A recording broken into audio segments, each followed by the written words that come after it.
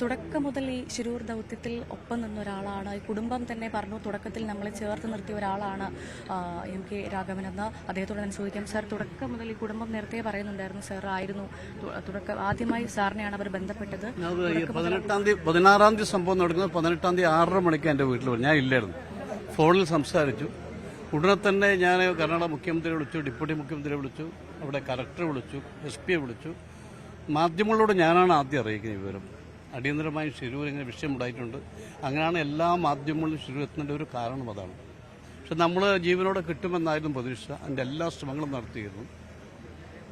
ഒടുവിൽ നേരത്തെ സൂചിപ്പിച്ച ഡ്രഡ്ജർ വരണമെന്ന് പറഞ്ഞപ്പോൾ അതിനും ഫണ്ടില്ലാത്ത പ്രശ്നം വന്നില്ല. മുഖ്യമന്ത്രി തയ്യാറായി 90 ലക്ഷം അടച്ചുകൊണ്ട് അതും ശ്രമിച്ചു.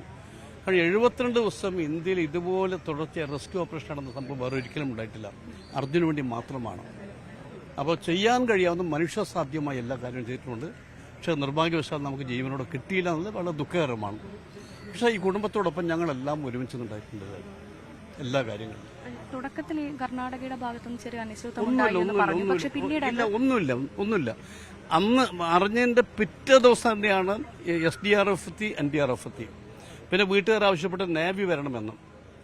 നേവി വന്നു. മുഖ്യമന്ത്രി വിളിച്ച് ഡിസ്ട്രിക്ട് അഡ്മിനിസ്ട്രേഷനോട് പറഞ്ഞു നേവിയെ വിളിക്കാൻ വിളിച്ചു. അതുകൊണ്ട് ആർമി വരണമെന്നു. ആർമി വന്നു. അത് കഴിഞ്ഞ് വീട്ടുകാർ പറഞ്ഞു റഡാർ കൊണ്ടുവന്നു. അതിനുശേഷം വീണ്ടും അസ്വസ്ഥമായി. അവിടെ എവിടെയും റോഡിലൊന്നുമില്ലെന്ന് ബോധ്യമായി. ഈ പുഴയിൽ ഇറങ്ങണമെങ്കിൽ 6 to 8 knots ആണ് അടിയൊഴുക്ക്, ശക്തമാണ്. ഒരിക്കലും ഇറങ്ങാൻ നേവിക്കുള്ളിൽ ഇറങ്ങാൻ കഴിയുന്നില്ല. ഒടുവിൽ ഈ ഡ്രോൺ വെച്ചുള്ള എക്സ്പെർട്ടുകളെ കൊണ്ടുവരുന്നു. അങ്ങനെ ഡൽഹിയിൽ നിന്ന് എക്സ്പെർട്ടുകളെ കൊണ്ടുവന്നു, വിമാനത്തിൽ കൊണ്ടുവന്നു, ബാറ്ററി ട്രെയിനിൽ അയച്ചു. അവരാണ് ഈ സ്പോട്ട് ഐഡന്റിഫൈ ചെയ്തത്. പിന്നെ ഈ ഐഡന്റിഫൈ ചെയ്ത സ്പോട്ടിൽ ഇറങ്ങണമെങ്കിൽ ഈ അടിയൊഴുക്ക് ശക്തമാണ്, ഇറങ്ങാൻ കഴിയില്ല. പിന്നെ അടിയൊഴുക്ക് താഴെ കുറയാൻ നിന്നു. ഒടുവിൽ ഡ്രഡ്ജർ കൊണ്ടുവരുന്നതിന് ഫണ്ടിന്റെ പ്രശ്നം വന്നു. അതിലും ഞങ്ങൾ ബാംഗ്ലൂർ മുഖ്യമന്ത്രിയെ കണ്ടു. മുഖ്യമന്ത്രി സഹായിച്ചു.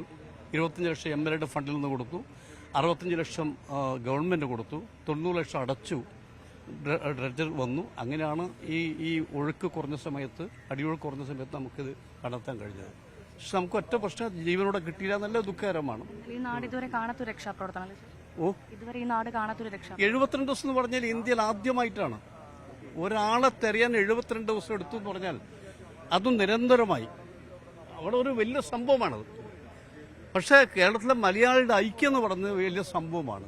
എല്ലാവരും ഒറ്റക്കെട്ടായി കാര്യത്തിൽ ഒരു അർജുനു വേണ്ടി അവിടെ പോവുകയും തങ്ങുകയും എല്ലാം കാണുകയും, അതുപോലെ സതീഷ് സെയിൽ MLA, അസ്രഫ് MLA, ഇവർക്ക് കോൺട്രിബ്യൂഷൻ ചെറുതല്ല. ആ രംഗത്ത് എല്ലാവരും ഒരുമിച്ച് നീങ്ങി അതിന്റെ ഫലമാണ് നമുക്ക് ഒടുവിൽ ഇദ്ദേഹത്തിന്റെ ശരീരഭാഗം ഇങ്ങനെ കിട്ടാൻ കാരണം. അതാണ് കർണാടക ഗവൺമെന്റ് 5 ലക്ഷം രൂപ കൊടുത്തു. 1 ലക്ഷം രൂപ ഇദ്ദേഹം പേഴ്സണലായി കൊടുത്തു. സതീഷ് സെയിൽ MLA. കർണാടക മുഖ്യമന്ത്രി വീണ്ടും സാമ്പത്തിക സഹായം ചെയ്യാമെന്ന് ഉറപ്പ് നൽകിയിട്ടുണ്ട്. അടുത്ത ആഴ്ച അദ്ദേഹത്തെ കാണാൻ വേണ്ടി പോകുന്നുണ്ട്. കാരണം ചെയ്യാൻ കഴിയാവുന്ന എല്ലാം ചെയ്യാൻ ഞങ്ങൾ തയ്യാറാണ്, ചെയ്തിട്ടുമുണ്ട്.